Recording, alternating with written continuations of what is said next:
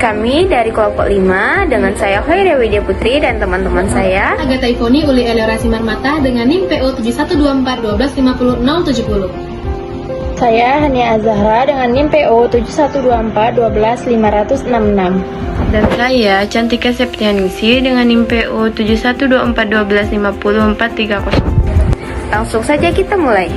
Halo teman-teman, pernah nggak sih kalian kepikiran bagaimana sebenarnya proses terbentuknya sperma dalam tubuh laki-laki? Iya, kelihatannya sederhana, tetapi ternyata prosesnya panjang dan cukup kompleks loh. Nah, di video ini kita akan bahas secara lengkap tentang sistem reproduksi pria. Mulai dari organ, fungsi, proses pembentukan sperma, sampai hormon yang berperan. Apa sih sistem reproduksi itu? Sistem reproduksi pria adalah sistem organ yang berfungsi untuk menghasilkan, menyimpan, dan menyalurkan sperma sebagai sel reproduksi pria. Selain itu, sistem ini juga menghasilkan hormon testosteron yang berperan dalam perkembangan ciri-ciri kelamin sekunder seperti suara yang membesar, pertumbuhan rambut, dan peningkatan massa otot. Organ reproduksi pria. Organ reproduksi pria terbagi menjadi dua bagian besar, yaitu organ luar dan juga organ dalam. Yang pertama ada organ luar.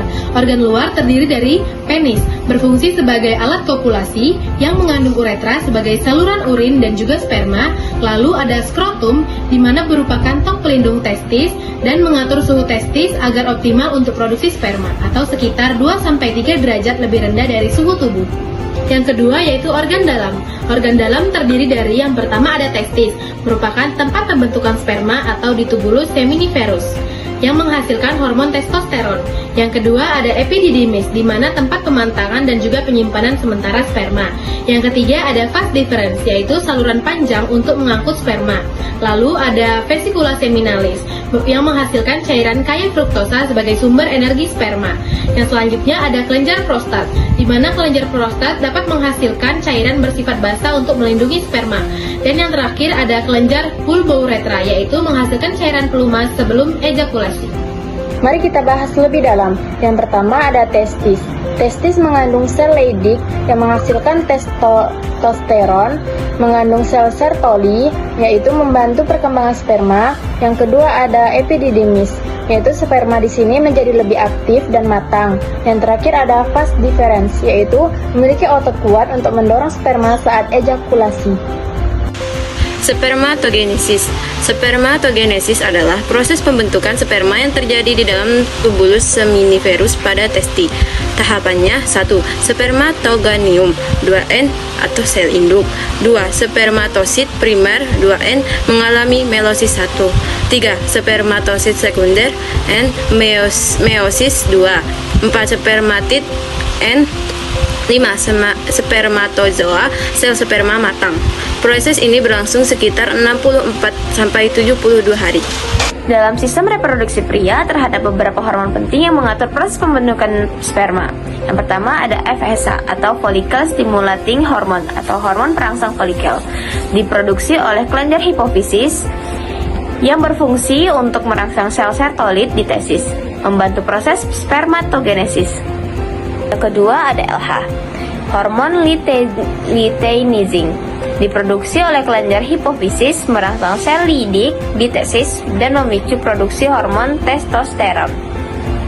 Yang ketiga ada testosteron, diproduksi oleh sel Leydig di testis. Fungsinya yang pertama mengatur pembentukan sperma, menyebabkan ciri kelamin sekunder, suara berat, jakun, dan rambut tubuh, meningkatkan massa otot atau libido. Yang keempat ada GnRH, hormon pelepas gonadotropin, diproduksi oleh hipotalamus di otak, berfungsi merangsang kelenjar hipofisis untuk mengeluarkan FSH dan LH. Yang kelima ada inhibin, diproduksi oleh sel Sertoli, berfungsi menghambat produksi FSH dan mengatur keseimbangan produksi sperma. Kesimpulannya, jadi semua hormon ini bekerja secara terkoordinasi dalam sistem yang disebut sumbu hipotalamus hipofisis testis.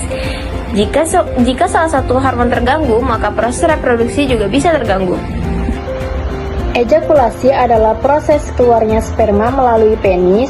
Tahapannya yaitu yang pertama, sperma bergerak dari epididymis ke vas deferens. Yang kedua, bercampur dengan cairan dari kelenjar menjadi semen. Yang ketiga, dikeluarkan melalui uretra. Gangguan sistem reproduksi. Beberapa gangguan yang bisa terjadi. Pertama, infertilitas, jumlah sperma sedikit atau tidak normal. 2. Varikokel, pelebaran pembuluh darah di testi. 3. Prostatitis, peradangan kelenjar prostat.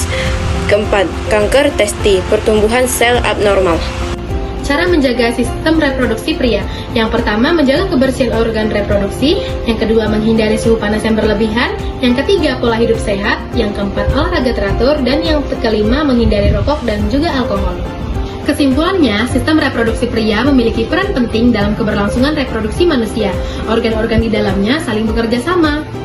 Proses pembentukan sperma dipengaruhi hormon dan membutuhkan waktu. Dan kesehatan sistem ini harus selalu dijaga. Semoga video ini dapat membantu. Terima kasih sudah menonton.